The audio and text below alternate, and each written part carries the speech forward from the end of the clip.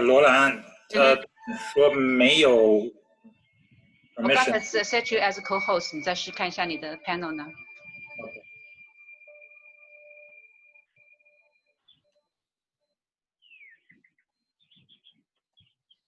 Yeah, it works. It works. Okay, you can record there, just in case if something happened to my computer. Okay.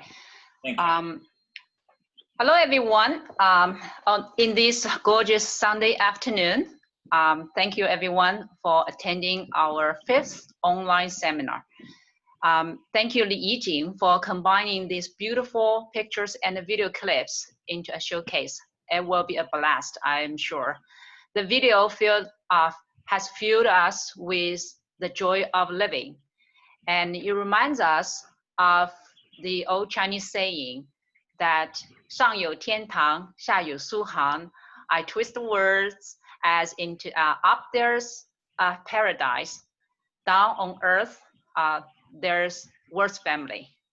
So it especially brings the peace to us in such the time of turbulence. And behind all this masterpiece work, there's a man who is Yijing's husband, Mr. William Wert, and also known as Beer. So today he's going to do the presentation on garden, Four Seasons Gardens planning and planting. So now let's give a big hand to Bill. I give Bill, can you hear us? Okay, thank you, Lon. Yep, thank you, Lon. All right. Hope it's all yours. Thank you so much, and I hope everybody can hear us. Welcome to our garden. Yijing and I are very excited to have you with us this afternoon and share some of what we've done here. Let's start out with a couple of things. If everybody could go on mute now, you'll be able to hear me better. And also, we found out yesterday when we did a dry run of this that if you shut your video off, it's less. The video that we're projecting to you is less choppy. So if you could all turn your video off, you can leave your sound on, but just mute for now, because I do want this to be interactive. So if you do have any questions as we're going through this, I can hear you, and I'll be more than happy to answer anything that you might have, as we get into this. The seminar today and the talk we're getting today, as Lan said, is going to be about how we kind of created, or how I created this garden 15 years ago when Yijing and I bought this house. Where I'm standing and back was nothing but dirt. There was absolutely nothing here when we purchased this house. It was totally bare. They didn't even have grass. They had never planted grass before we bought it. Only the front yard had grass. The whole back was completely just left alone. So I'm going to describe a little bit about what it looked like, and then talk about how we decided what we wanted to do here. Okay, so, and I also want to give you some of my concepts. So one of the concepts I have is a garden is a series of different rooms. So there are many rooms to a garden, and from any room, as you go into the next one, you want to have a view, and you want it to be nice looking. What I'm going to start in is what I call is the entry room of the garden. So coming off the driveway, there's a sidewalk that comes down into the garden, and this is really the entry point of the garden. It has plants and everything in it, but there's also a specific purpose for this room. And we like our neighbors very much, but we're not allowed to have fencing here and stuff. So I've planted with privacy in mind. So everything is placed where we have some level of privacy. So in the front, you'll see the 2 U's, and in the center are some roses. Those, over the next couple of years, will grow up, and it's going to form a fence. And it's almost going to be like a gate, but it'll be a living gate with the 2 pillars on each side, and then the solid roses through the center. So that will give us a breaking point, and then from here on back, it'll be the flowers and things. There is a hole right here in the center that you will see. I want a tree in here. I want to put a tree in here. I tried a blue spruce tree. I've tried 2 of them, and it didn't take. Both of them died, and I'm not going to try a 3rd one. So I have to figure out what kind of tree I want to put in here. Probably some type of small flowering tree is what I'm going to end up with. But just something that won't get too big, but small enough that it can live in this area, and it'll fill in that space. And you'll see that throughout. There's little areas that I'm constantly changing things. I'm constantly making changes and adding and subtracting in this process. So come on in. Welcome to our garden. So we start out, as I said, along here we have numerous peonies. There's lilies, iris, and this is really a lot of spring color. There's some lilies back here that will be coming out very shortly. They're in early summer. It's a bright yellow lily. And then there's other lilies and things along the edge. There's some coreopsis that will come in. And then on this side, we have more daylilies, some forget-me-nots, or those purple, the purple flowers. They bloom up until, they'll bloom quite a while, but they only are open till like around this time of day, and now they'll close up. We also have the clematis that's climbing up the wall there. That was a new addition a couple years ago. And then we have some phlox and things for later in the summer. So this area, it pretty much has color throughout. Now, not always the flowers, I might add, because we also have some bushes. So we have forsythia back here, and the forsythia is specifically, I want to create a wall there. So as that grows in, I'm going to create a wall, and it will block the view of the sunroom on this side. So the purpose there is to give us a little bit of privacy and a little bit of a break. And then in front of that, we have these are 3 Japanese hydrangeas. This one happens to be called, I think it's like strawberry shortcake or something, because it starts out white in the early summer. It turns to pink in the midsummer, and then in the fall, it turns bright red. And it also has this beautiful red foliage, or the stems and things are red. So in the wintertime, it's actually a very attractive, even through the winter, when we get snow, that red stands out. And then along the edge, we just do some annuals with some mums in for the fall. So this room is really the entry into the garden. It's not very large, but it's fully packed. The other thing I should say is gardening doesn't have to be expensive. Most of the stuff that you see just in this area, it's all been things that I've gotten from other people or brought from our house. I have bought very little from here. I know a lot of people who like to garden, and we share plants, and I've given many of you plants as well. So it doesn't have to be expensive. And you can once you get, especially with perennials, when you get to this point, like some of these have to be thinned out, and I'll be doing some of that. So I will have some things to give away again here shortly. But like I said, you can start out small, and I'll show you some of the things I've done in that respect just this year, where I've divided a few things that I wanted to. But overall, this area is just our entryway, kind of like in your house, and it's meant to kind of whet the appetite with some of the flowers and bushes and things. And in the summer, it's actually a nice entrance into the garden. So come on in, let's go back to the garden. So now we get into the main part of the garden, and this is the main lawn area. We have what I call the pool garden, and then up here we have the patio and the kitchen gardens. Like I said earlier, when we bought this was all dirt. There was nothing here. Literally, you walked out of those sliding glass doors, and there was a pile of dirt, and then a hill that came down, and that hill then flattened off a teeny little bit, and then it went into another hill that went down into the woods behind us.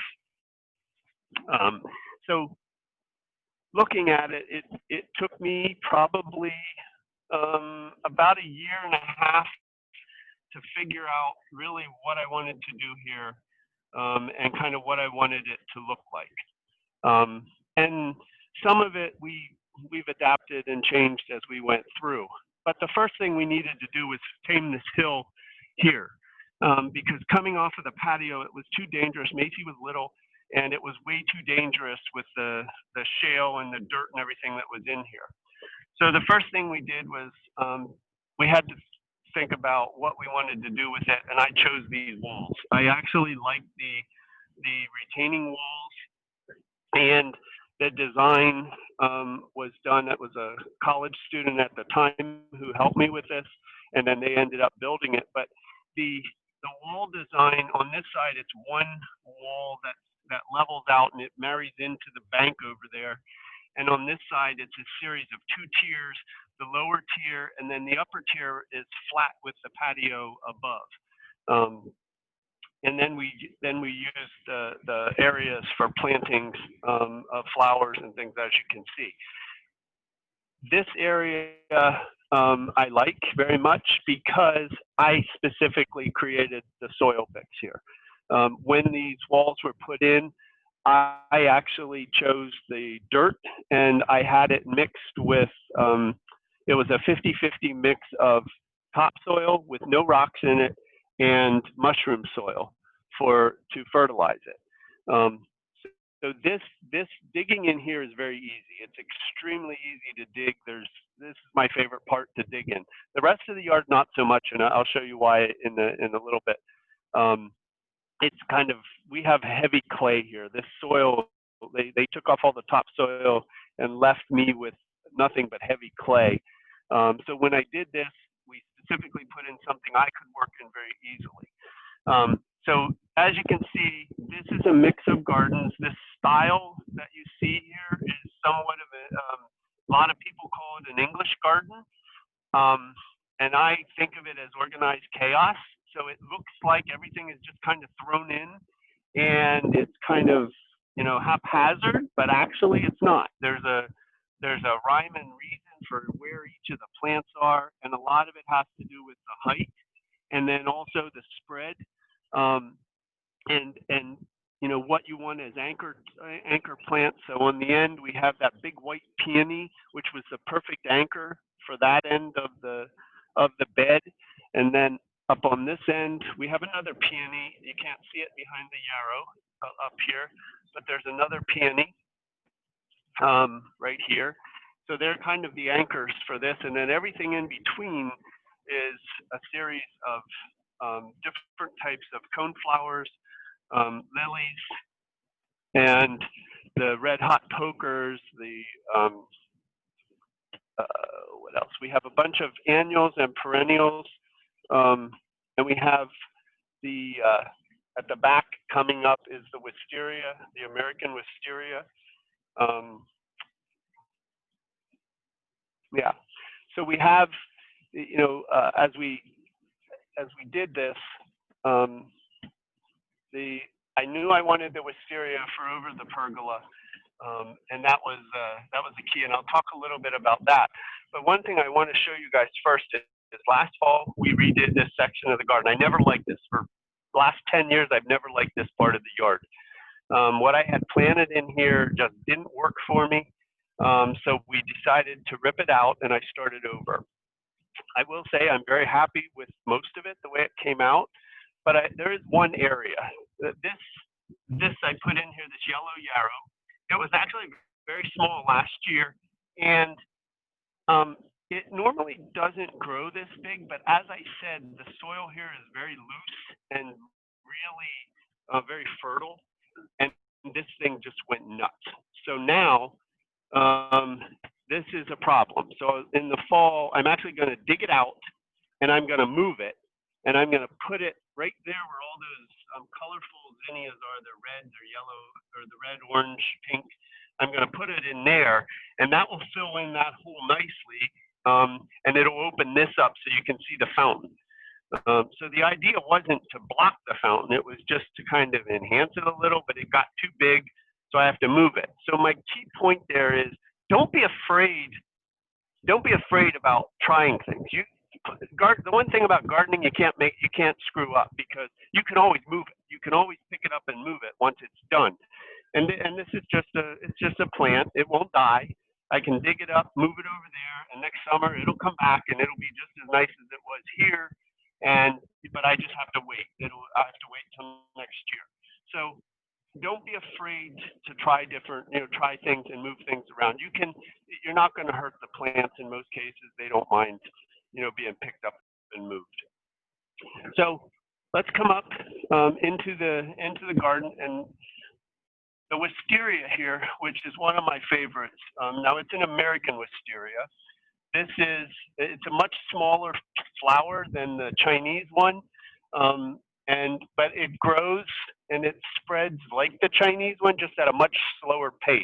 So this wisteria has been in here for about 13 years, and it's taken it that long to come up. It was only about this big when we put it in, so maybe 3-4 feet tall, but it's taken it that long to grow up and across the pergola, and now it pretty much has hit all the sides. So it's almost completely covered, and it gives us the shade here that we wanted.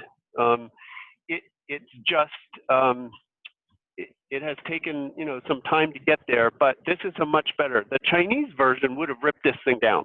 The Chinese version of wisteria grows very, very fast, and it's very heavy, and it would have torn this structure down probably after the first 3-4 years. It would have ripped it down. So this is a much better variety for here. It does not have the smell though that the Chinese version does, but you get the beautiful flowers. And actually one of the pictures in Ejin's presentation was the top, and that's looking out of Macy's bedroom. So she has one of the most beautiful views of the garden right now. When you look out her bedroom window, it's just this carpet of purple, and then looking down into the pool.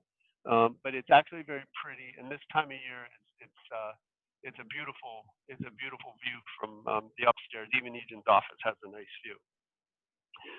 So these walls, as I said, they form the basis of what we call, this is our sitting area. This is our garden sitting area. And all the plants in here were chosen primarily because of their height and the time of season that they bloom in.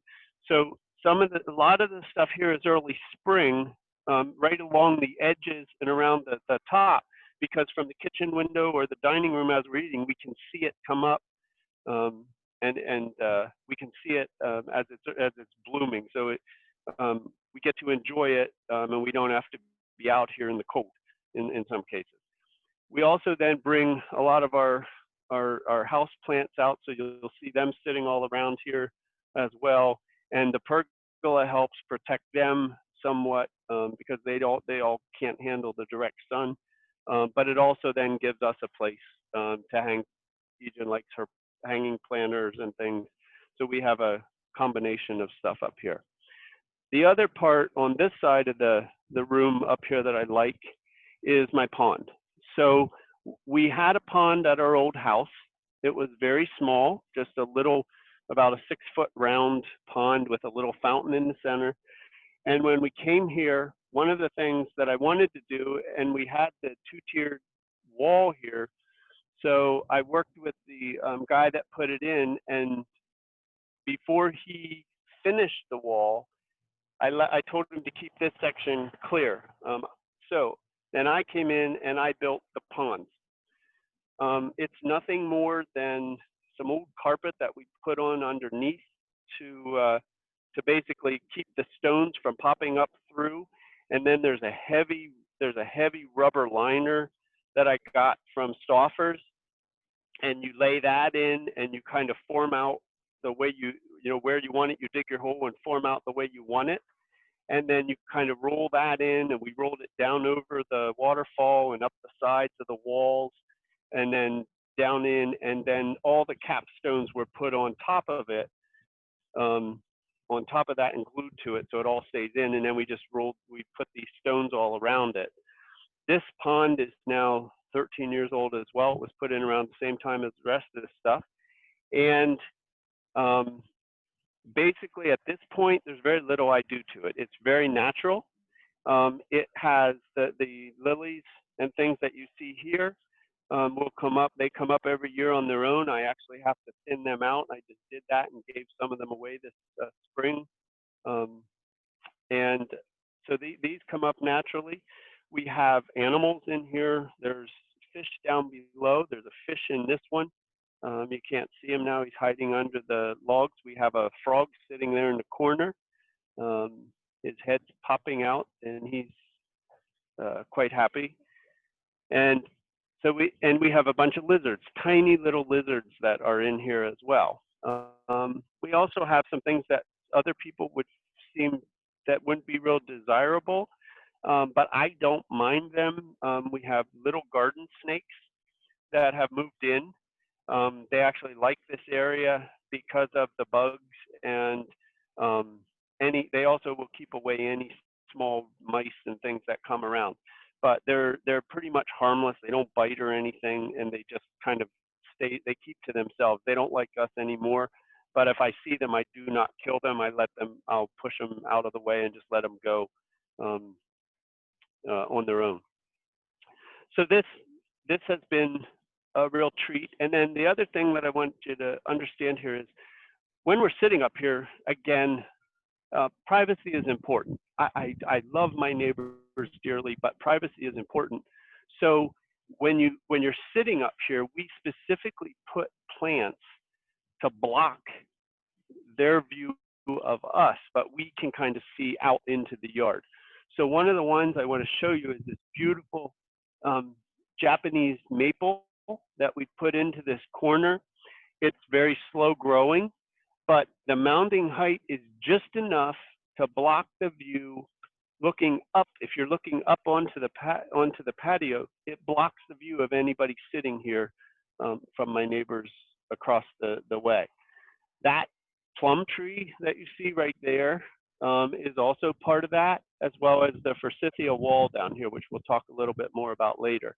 So the idea of planting is you really have to think about the room that you're creating and what you want that room to be like and how you want to use it, and then pick plants that kind of fit the area and where you want them.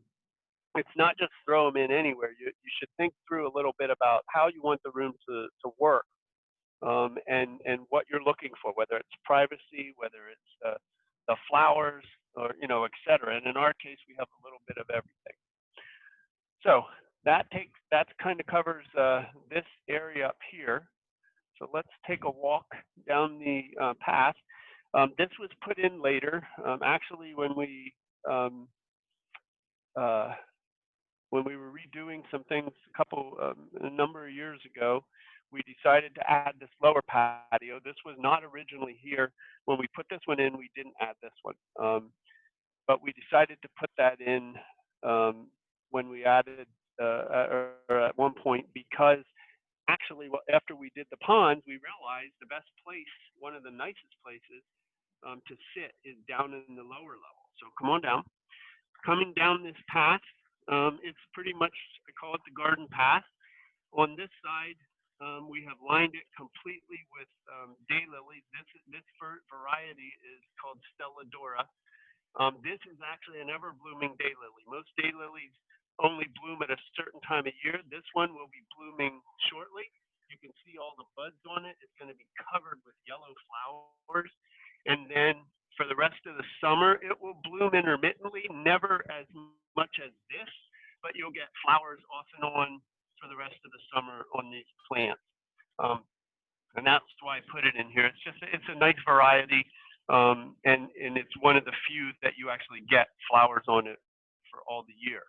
We've also incorporated this creeping thyme as a ground cover in here. We're trying to get it to spread a little more, and I think over the next couple of years I'll get it to fill in around the rocks and stuff, and it gets a beautiful purple flower that you can see right here. So at some point, this will all be covered in that purple flower, and it'll be very nice. So now we come into what we call the kitchen garden, or the kitchen, the eating room. This is where we keep our tables. So when we eat out in the summer, we're down here. And the idea here, again, is privacy. But giving you a view, but privacy with a view. So we've added, here we have a beautiful, it's called a bridal veil. So early in the spring, this is covered with beautiful white flowers that come in. We have some nice hostas here for color. We have gooseneck strife over here that gets a beautiful white flower later in the summer, and the top of it looks like a goose's head, which is very nice. And then we have this beautiful Japanese cherry tree. This is one of the ones that's the same variety that they have down in Washington along the mall. And a couple weeks ago, it was actually very pretty, but it also provides us some shade here. So then as you come around in this one, we put in this forsythia, and this is the wall. So this gives us privacy, so we can sit down here, we can eat, we can talk, and we have privacy, and nobody can really see in, and they don't see us that much. So it's actually a nice way to give yourself some privacy, and then you get the beautiful yellow color from these in the early spring, and then you have this nice green color wall throughout the rest of the year. This one needs trimmed a little bit right now, but it'll get that. So we have the kitchen garden here.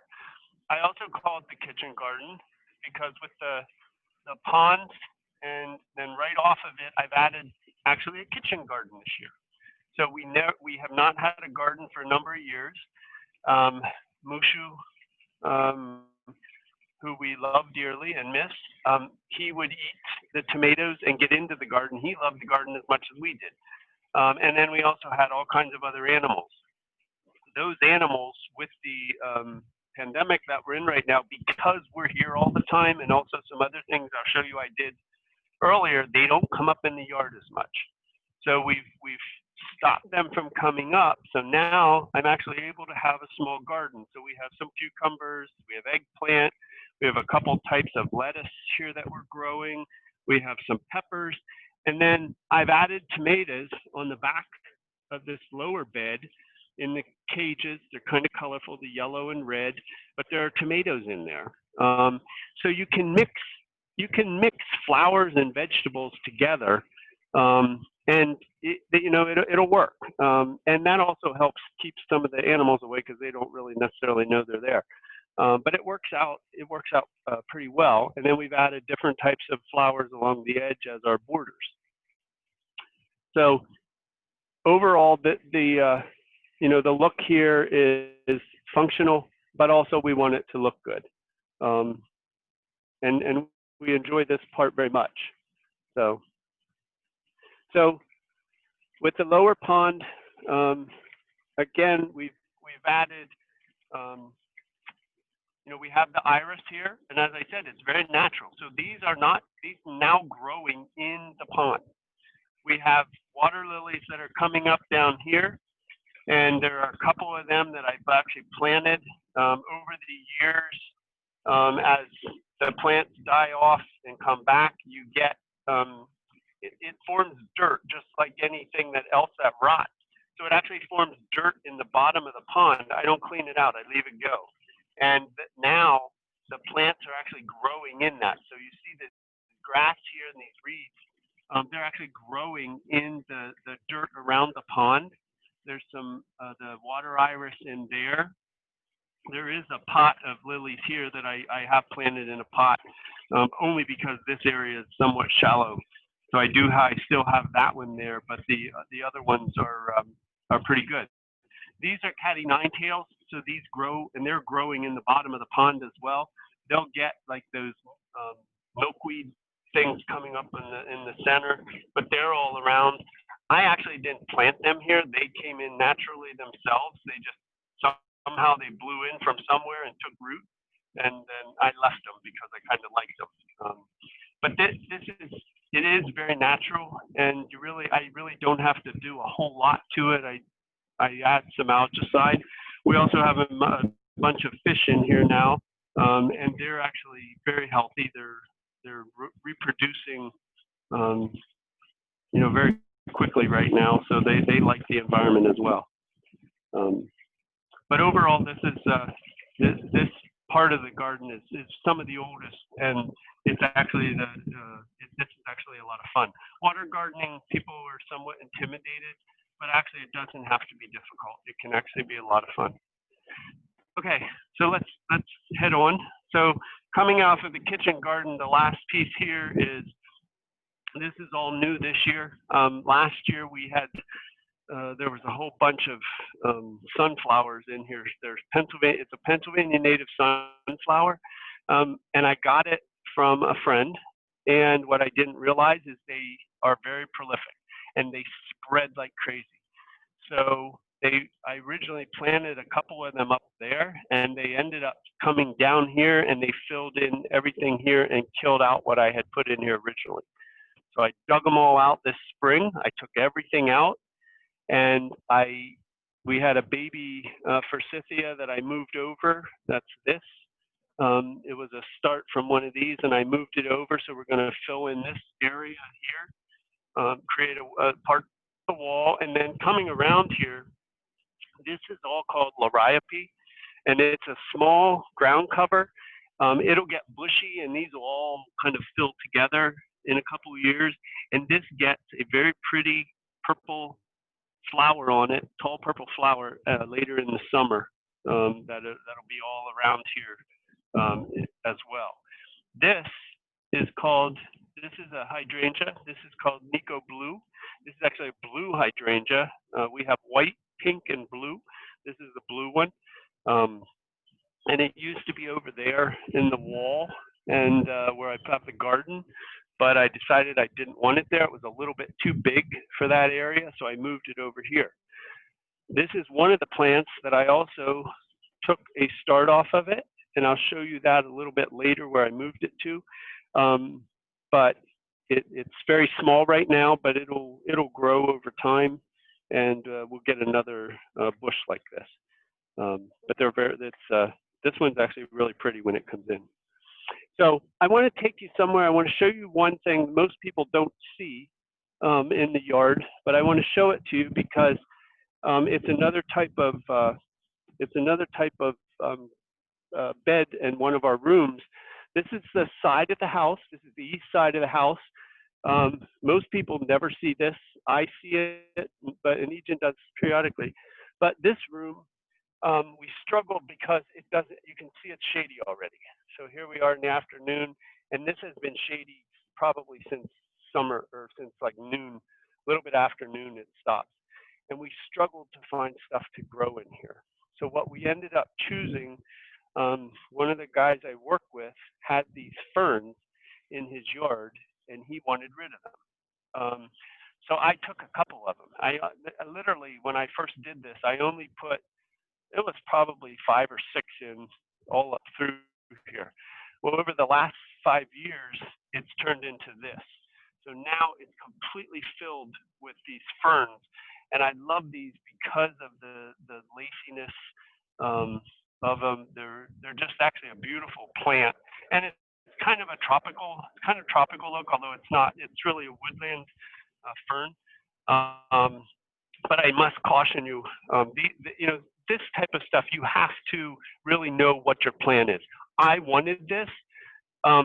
If you don't want the thing to spread and fill in like this, you got to be very careful about where you plant it, or you have to treat it like a weed. And I'll show you what I mean by that in a little bit. So this side you rarely see, but I wanted you to see it now only because it's a different type of garden. This is really a shade garden. And these require a lot of water, so it's heavily mulched, and we keep them fairly wet throughout the summer to keep this nice lush green. There's also some more of the gooseneck strife in here, and I did leave some of the Pennsylvania sunflowers here. That's these. I left some of them in here, but I'm treating them like weeds if they grow outside of this area. So anywhere else they grow up here outside of this area, I now know I have to treat it like a weed and I dig it out and throw it away. We don't keep them, but so this is the side of the house. It's a little different, but I did want you to see it just because you can do some interesting things, you know, with mass plantings as well. So let's go down back to the pool and the woodland garden. Yeah, anybody have any questions as we're going through this? Yes, we do have a few questions. Okay, you can ask them as we go. Okay, the first one is, how much work maintaining your fish pond? Basic cost, what was it? And the second, How much time do I? how much work to maintain your fish pond, and what are the costs? Actually, the only cost for the fish pond is the pump, and that pump in there cost me. It's about. It's probably a couple dollars a month. They're very efficient. The small pumps now are very efficient. So it really doesn't cost much. And then I buy, there's an algicide that I buy at Stouffer's that I use a couple times a year. But that bottle I've had for about 4 or 5 years, and that might have cost me about $20 when I bought it.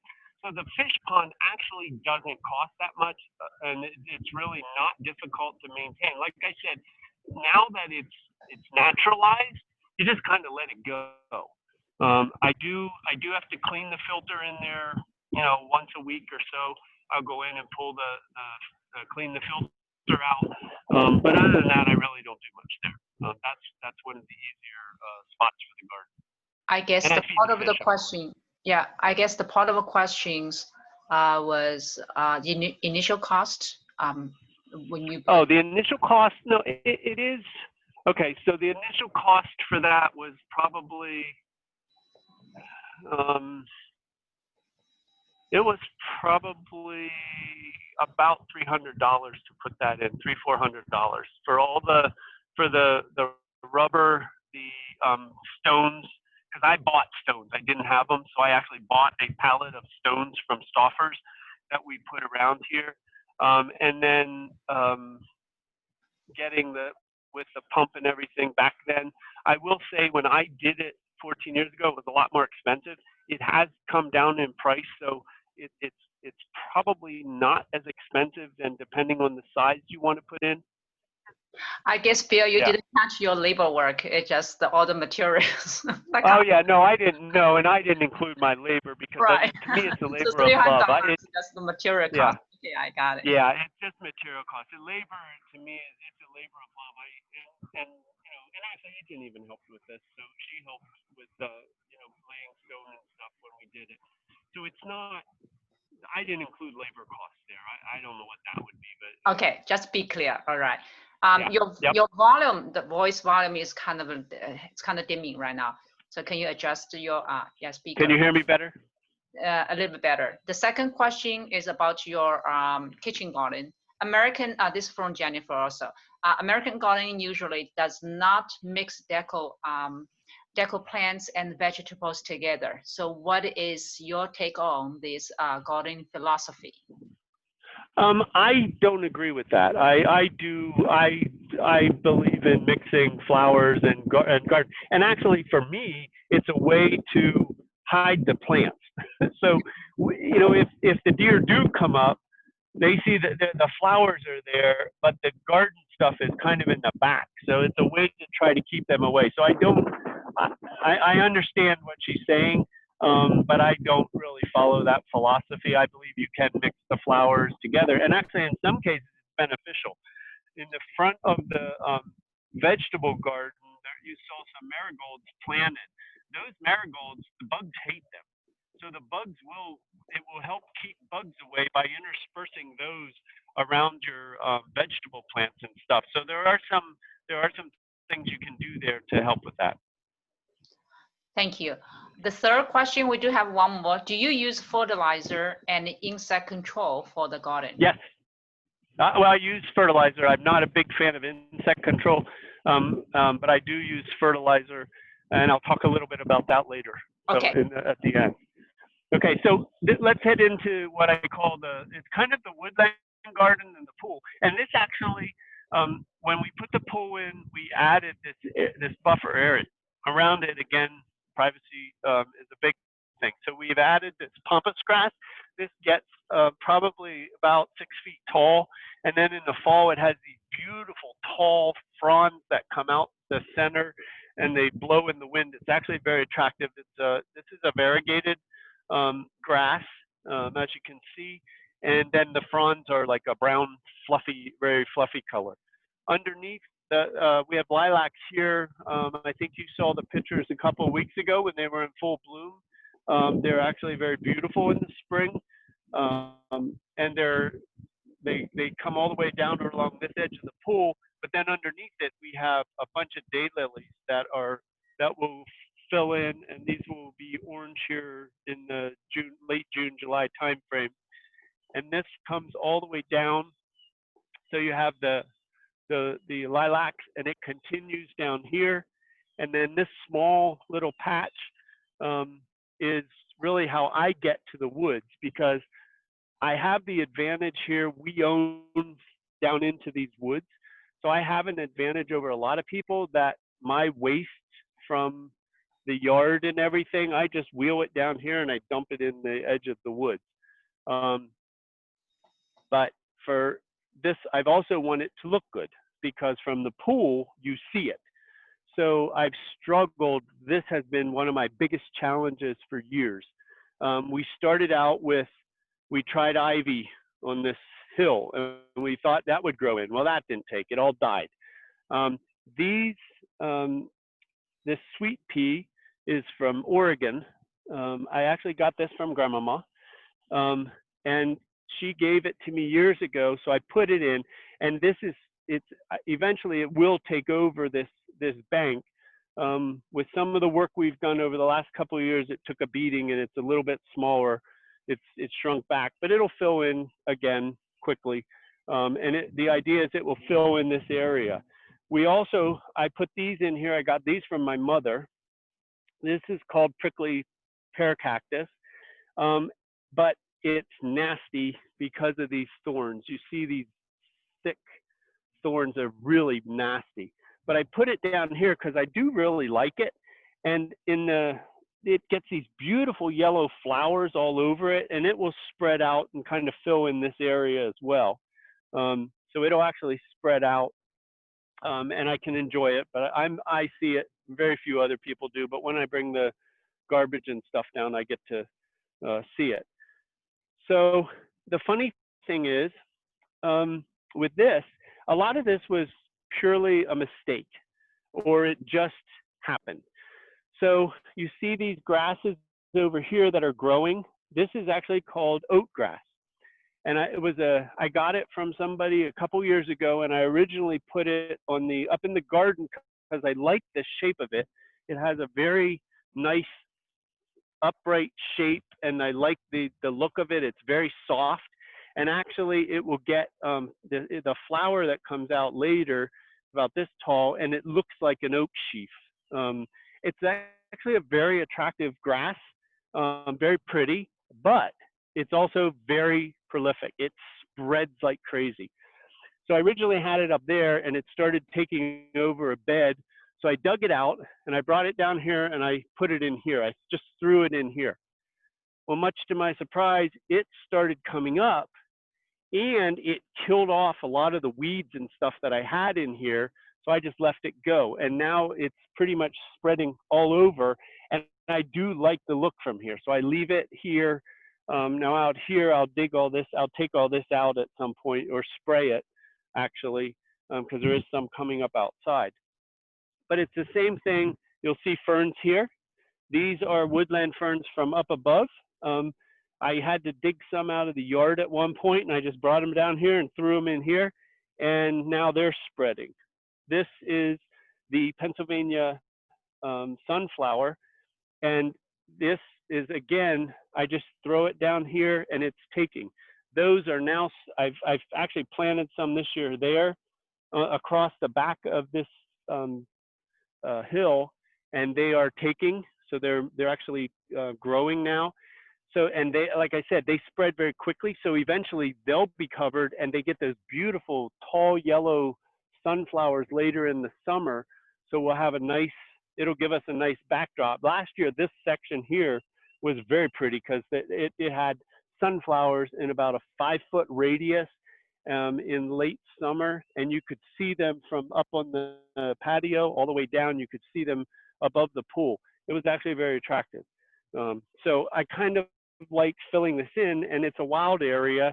So down here, I don't care what it does. It can spread wherever it wants, and I don't worry about it down here. This is a mimosa tree. It's just starting to come out. It's a little bit of a late bloomer.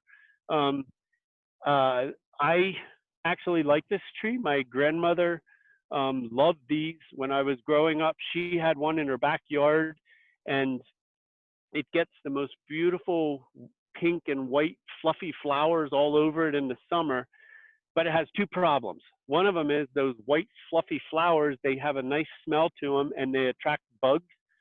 So it's full of bugs in the summer. The bees and stuff love it, which I'm okay with that as long as it's down here. And then it gets these long beans that come in, and they drop. So if it's in your yard, it's really dirty. Down here again, I don't care. It can do anything at once. And the other advantage, the reason I planted it where I did, is it's right in the center of the pool. So if you, from up top, when you look back, it's literally sitting right in the center of these 2. These are dogwood. These is a pink and white dogwood. But if you look down, that mimosa sits right in the middle of those trees. And in the summer, late summer, when it's in bloom, it's just this huge carpet of white, pink flowers right on the edge of the woods between them. And you can see it from all over the patios up there. And even while you're sitting in the pool, it's actually a very attractive site. So again, it's thinking about where, for especially something like that, where you want to put it and what you want that view to look like. Now, there is a small tree coming up between the dogwoods that I got from Mrs. Guo about 2 years ago, and it's actually a small green Japanese maple. We have a red Japanese maple up there. She had these beautiful green ones around her property, and we were over there one day, and she gave me one. So I have it growing in the center there. Now, it won't get huge, but it will eventually grow up and fill in as well in the center, but it'll never get as large as the mimosa. So it'll just enhance the view down here. So again, this is, while it's a woodland garden, this is a little more wild than the tamed areas. So let's go back up and let's talk about the pool garden.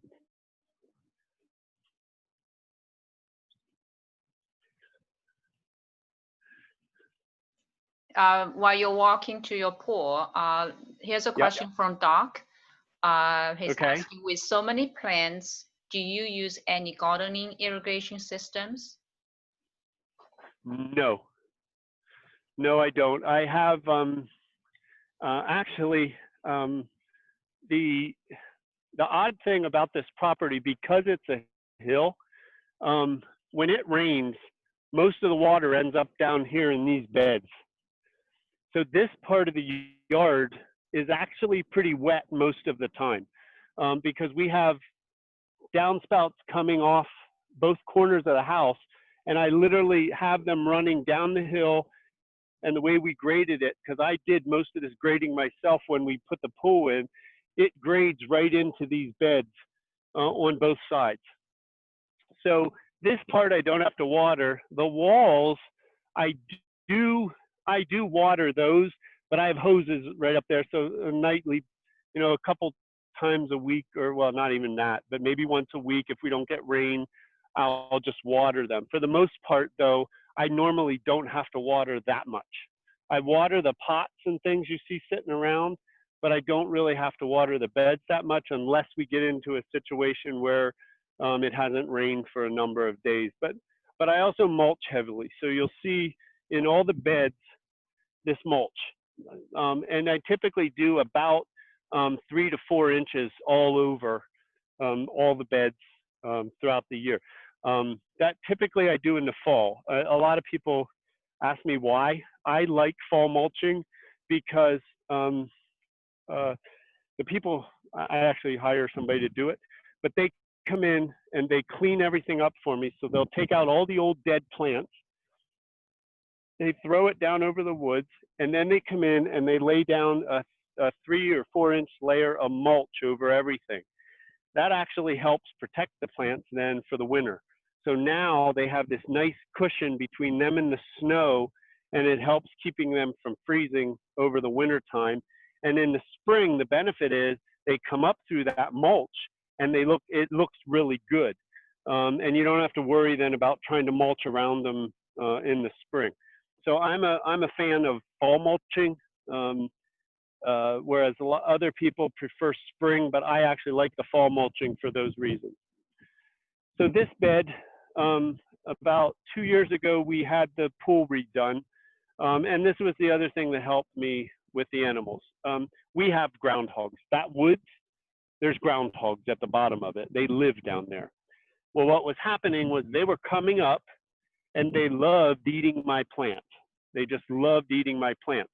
So I spray them, and I'll show you what I use in a little bit.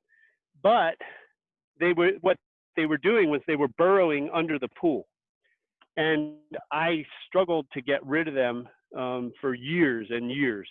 I've trapped them. I did everything I could think of, and I just couldn't get rid of them. So a couple of years ago, I had had enough, and we decided just to put the patio in. So this is, we added the patio. There's actually a retaining wall that runs around 3 sides of the pool now. It's about 3 feet deep on the back side, and over here it's 3 or 4 feet deep.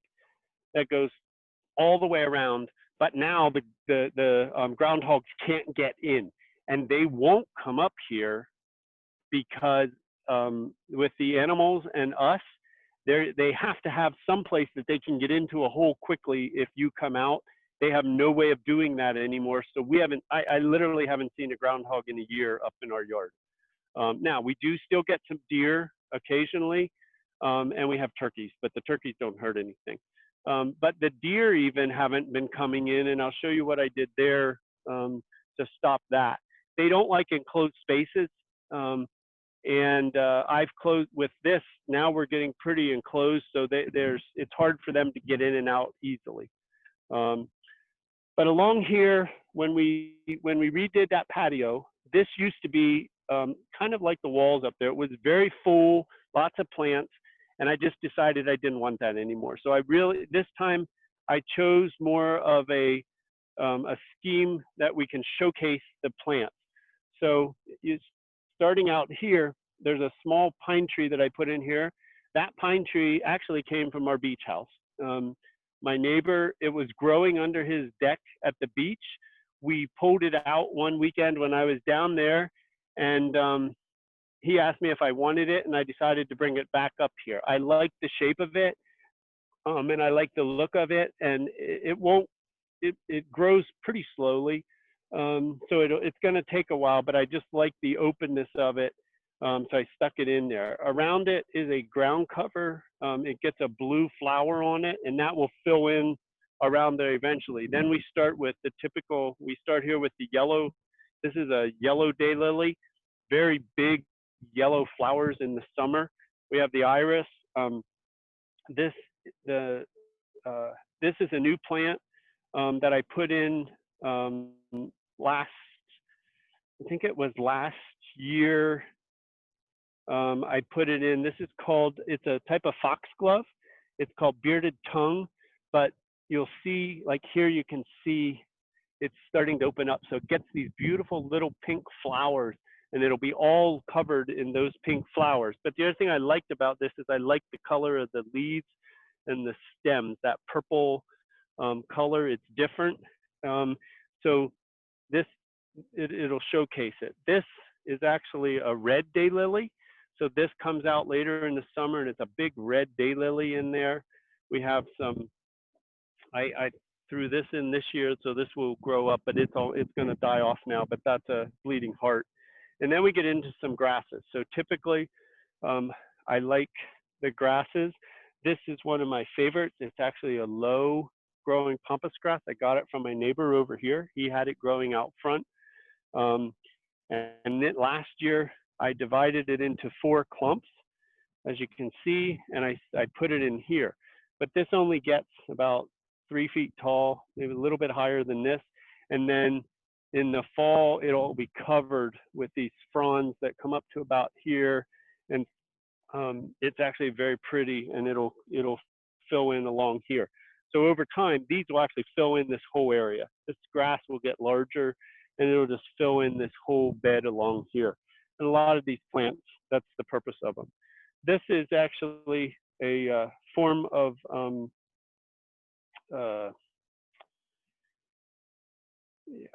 it's a I have too many plants.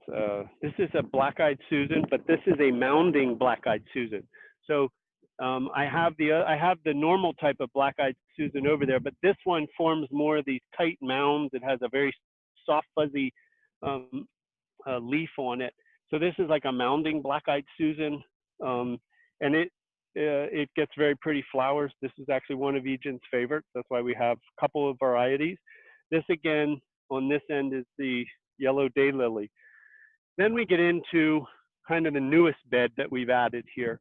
When we did the pool, they dug up the yard coming in here. It was completely a mess, and with all the heavy equipment, everything was compacted, which when you have clay soil, doesn't take much to compact it. But as they were finishing, and I had to figure out what to do with it, I decided that we were going to put a big bed in. I wanted something, a larger flower bed. I'm not a fan of all the mowing and everything, and I wanted a bigger bed because from the inside of the pool, when you look out, as this fills in, it's going to give you a little more privacy in the pool at this end, but it also gives us beautiful color now from the front. This also is more of Egan's taste. So Egan likes mass plantings. So Egan likes mass planting. So I'm going to show you what I did to achieve that. So we're going to start back here. I put this fence in because the one thing that we had to do when we put the pool in is I had to cut back these pine trees and lower the branches or raise the branches up because of the workers getting in here. Well, what I did was I created a natural walkway for the deer to get into the yard. So they would come up the hill, walk right up through here, right into the yard, and they'd eat everything in here and up in the rest of the yard. So I put this small fence in down here, and it looks like it shouldn't keep the deer out because it's not very high. But what the thing is, they can't jump over it because of the low branches here. They can't get in through it. So there's no way for them to jump over it. It also has helped since Macy got the dog. It keeps him out of here because he liked going through here to get into the neighbor's yard. Now he's trapped in as well. But I really don't want to see this fence over time. So what I did was I added some plants. So the first one I added is this. This is a hydrangea. This is a Japanese hydrangea again, but this one is a pure white hydrangea. You're going to see a theme in here a little bit because a lot of these are shade-loving plants. As you can see, most of this is in shade right now. It gets daylight, it gets morning sun because the sun rises over there, so it gets morning sun. But for the majority of this bed, it's a shade garden. So you'll see the mix of plants. But this is a white hydrangea. This will get this tall. So it's going to grow up and fill in this whole space here. And it's big, it's going to get big and round, and I'm going to let it. I'm going to let it get as high as the tree because that's what I want it to do. Over here, I added these two bushes. These are Pennsylvania mountain laurel. So this is a member of the, yeah, just on top of my head, my mind, and I forgot it. But it's a relative of a local plant as well. But it gets, this gets pink and white flowers on it in early spring. And they'll fill in this area. So I'm gonna let them grow up here, and it'll close off this. Not that I dislike it, but I don't really want to see this bark.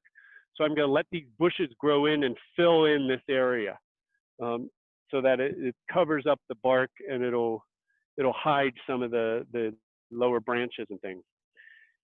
So we have white here. Then in the front, this is called Annabelle Lee. This is a American hydrangea. And this gets big round flower heads on it in the summertime. You can see them, they're coming out here on all three. This was actually one plant. It used to sit here in this corner. It was huge, and it filled this corner. So last year I split it into three. Again, Egen likes mass plantings. So now we'll have a huge white wall here with this white in the back. So this is all going to be bright white later in the summer, in a couple of years in this area. These grow pretty quickly. So I think within another 2 to 3 years, it'll completely be filled, and we'll have massive, this will all be a big white flower show in the summer. So then you go out to the next layer. I gave her mass plantings here. So here we start with this all along here, all the way down through here. These are the yellow daylilies, like here. This is, it's actually one of my favorites. I love this plant in the summer. It's big, it's showy, it gets these big white flowers, but they will all grow together over time. They've grown quite a bit even since last year when I put them in, and they will all grow together. And this will just be a mass of yellow flowers with the white in the background around it. Then we put this hosta in. This came from up above. This actually gets white flowers as well. So one of the things with shade gardens, a lot of the flowers in shade gardens are white. There's not a whole lot of color because most of the flowering, they need the sun in order to get your color.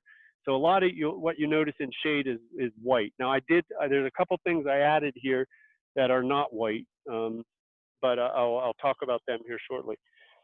So from here, everything from here back, mass plantings, just big clusters and bushes, mostly bushes, with the exception of these perennials. Then we get into the perennial garden. So last year, all we had was these daylilies back.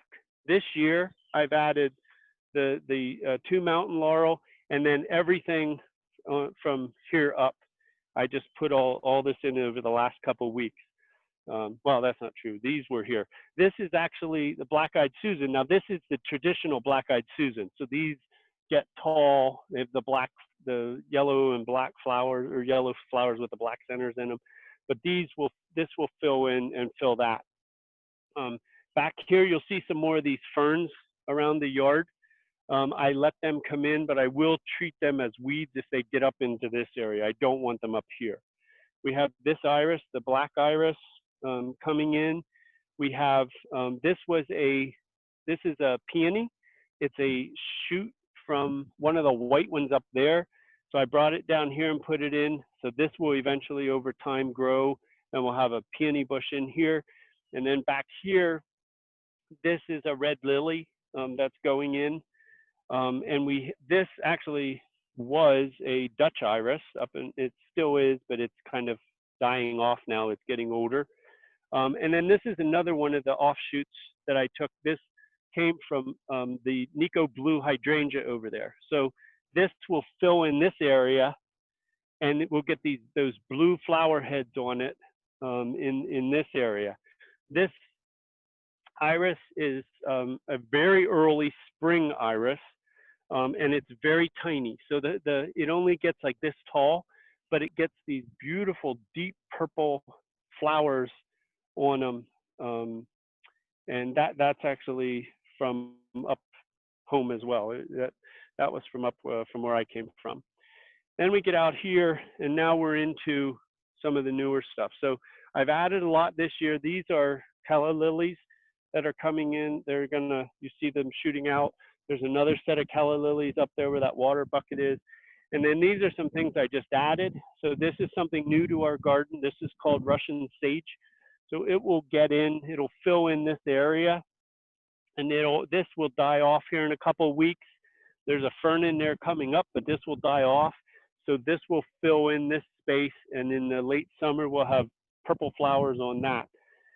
The mum here will come in for the fall. Then we get up here. This is a red,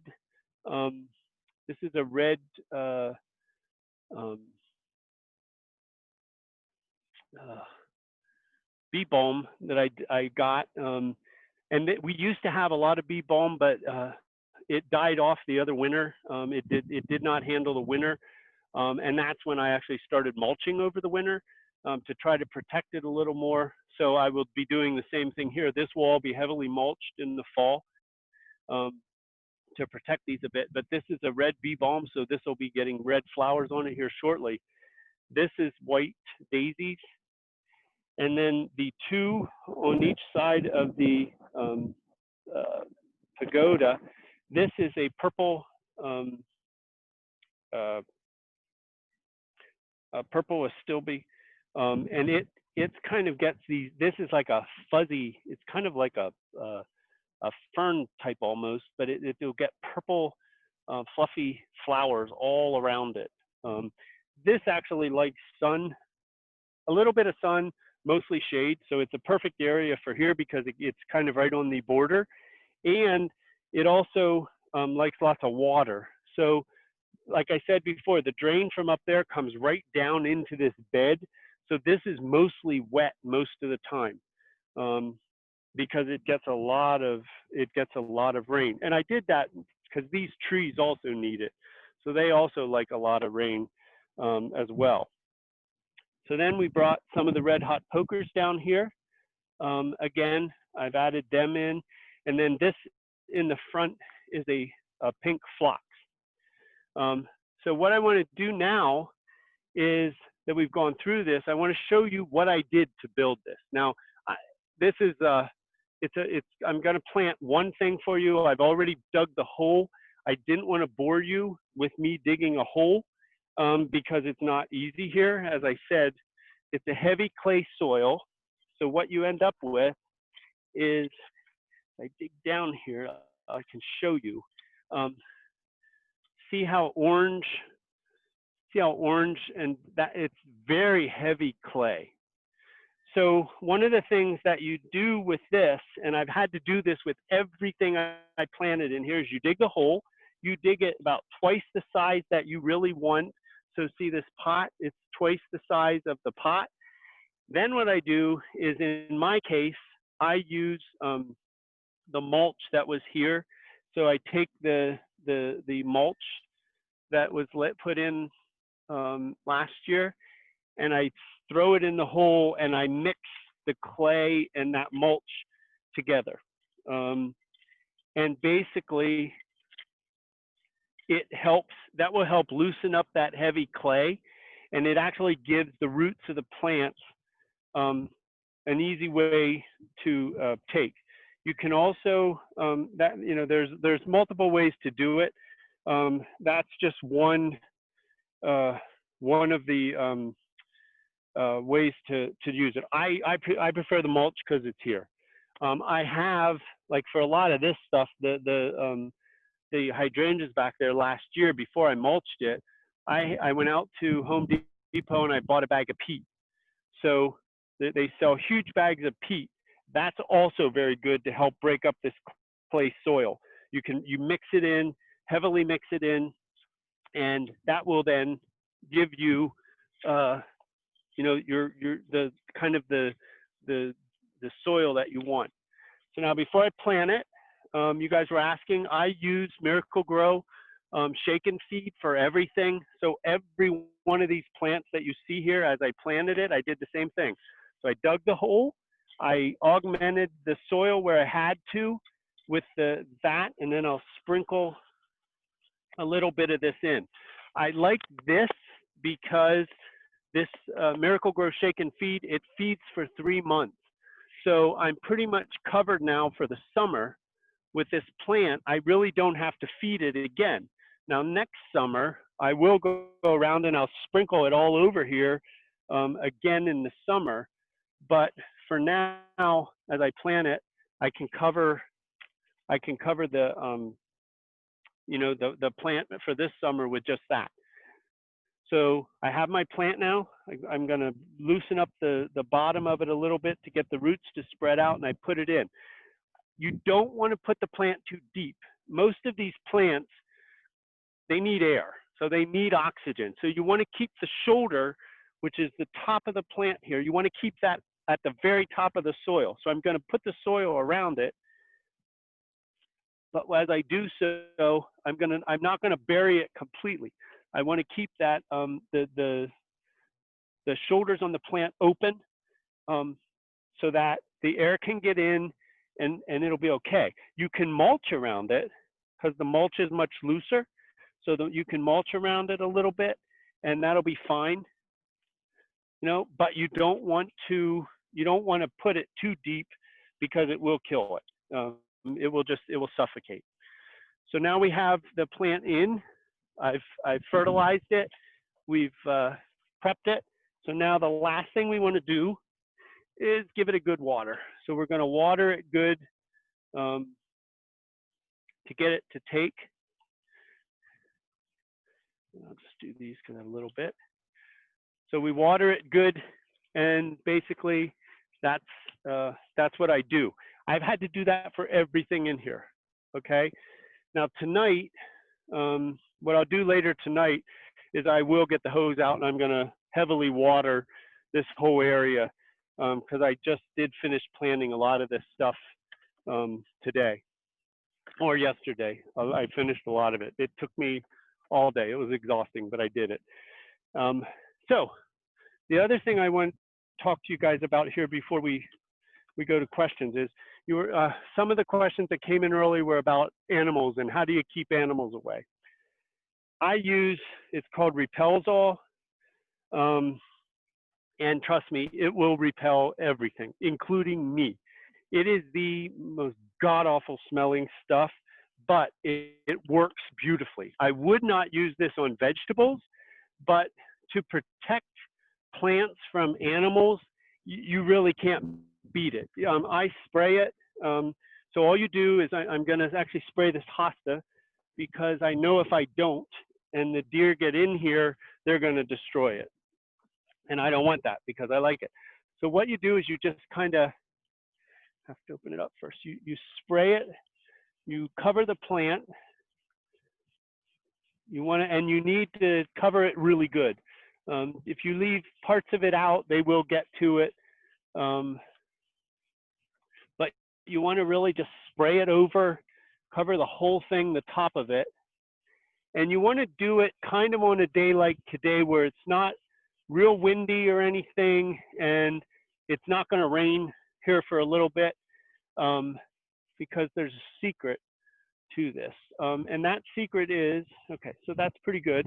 So the secret is that you want this to dry. So the light breeze today will dry it off, and it smells really bad right now, but it will dry it off. And what happens is it has oils in it. So it has natural oils in the spray, and that will soak into the leaves. And that will actually hold that plant with just normal rain. If we don't get heavy rains or any unusual rains, just normal rain, it will hold it for 30 days. So you actually have to spray this about every 30 days throughout the summer to keep the deer away. But if you do that, you won't have a problem. It works very well. The stuff is really good, and it will keep deer, groundhogs, whatever away. But it does. I got to tell you, it really stinks. It's really nauseous. So I typically spray it at night. I'll typically do it like late evening before we go in, because you don't want to be outside once you do it. You don't want to be in the yard once you spray it. And because of this, I have a lot to spray, and really it does. I mean, it smells god awful. But by the morning, it's gone. It'll soak in. You won't smell it anymore. So by morning, it'll all be gone, and then you can enjoy it, and you know your plants are protected. But I particularly use it on all the hostas. The deer love the hostas. They love the lilies. So all these lilies you've seen, every one of them has to be sprayed. And they also like the hydrangea, the Annabelle Lee hydrangea. Not so much the Japanese ones, but the American one. So I have to spray them as well. So there's a lot here that I have to spray, and that smell it just gets everywhere. So so that's kind of the garden.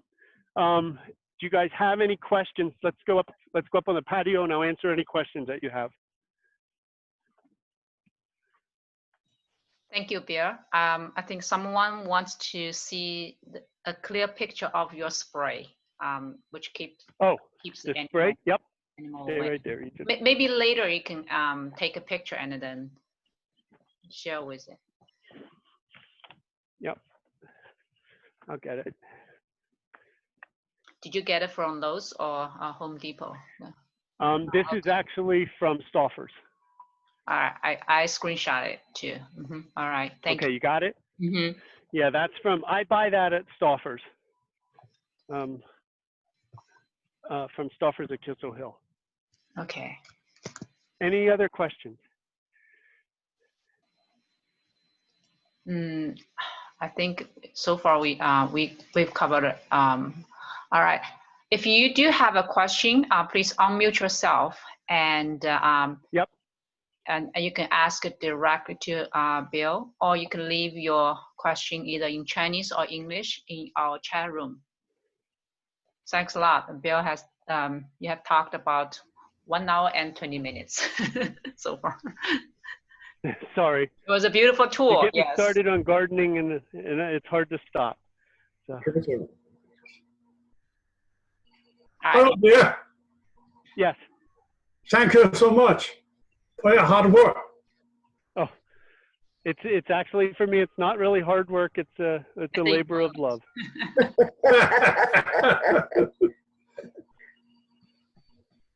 Someone is asking, what is the plant behind you now? I don't see the plant behind you. It was. Can you specify what kind of the plant behind the Bill? There's a fern back there. The one hanging in is the blue floral vase. Okay, it's all right. You see the Chinese vase. Yeah, that's a fern. That's actually a fern. Oh, and up on the one up on the one back there is a pencil cactus. So that, yeah, that is from Ing Song. She gave me that a couple years ago, and it was very small, but it loved that space, and it has grown. I actually love that plant. It's very unusual, and it's actually really easy to grow, but it's a little unusual in its growth habit, but it's actually a lot of fun. Pencil cactus. So it is an outdoor plant, not an indoor plant. That's an indoor plant. That actually, it only comes out for the summer. Almost everything in pots that you see sitting here on the patio, they're strictly summer. They're only outside for the summer. I actually take them all into the sunroom in the fall, and we'll keep them in there for the winter. Most of these can't stay out here all year round. Okay. Actually, none of them can. They'd all die. But that's why, and we actually built the sunroom because I was getting tired of dragging it upstairs or trying to find place for it. So now it's just easy. I can move it in there, and we're good for the winter. Great. All right. How to get rid of weeds on the little stone? Okay, the weeds. Yeah, weeds are tough. Particularly, it depends on your what you're planting in. So, if it is those small stones and things, um, the best thing I found there, but you have to be careful, is Roundup. I mean, you can't spray the plant. Don't get any on your plants you want to save. But if you have they have a Roundup sprayer that has a really long nozzle, and that you can get a very direct spray. If you use that, you can spray directly on the weeds in the stone, and it'll kill them off. Um, but stone, and you will say, I don't have a lot of stone around here. I used to have some, but it's very difficult to plant, to keep the weeds out of it. So I prefer just mulch. I usually just use the bark mulch, and that helps keep the weeds down. It's not perfect. I still have to weed, but it's much less, and it's easier to pull them out of there. I think you just answered his second half of the question.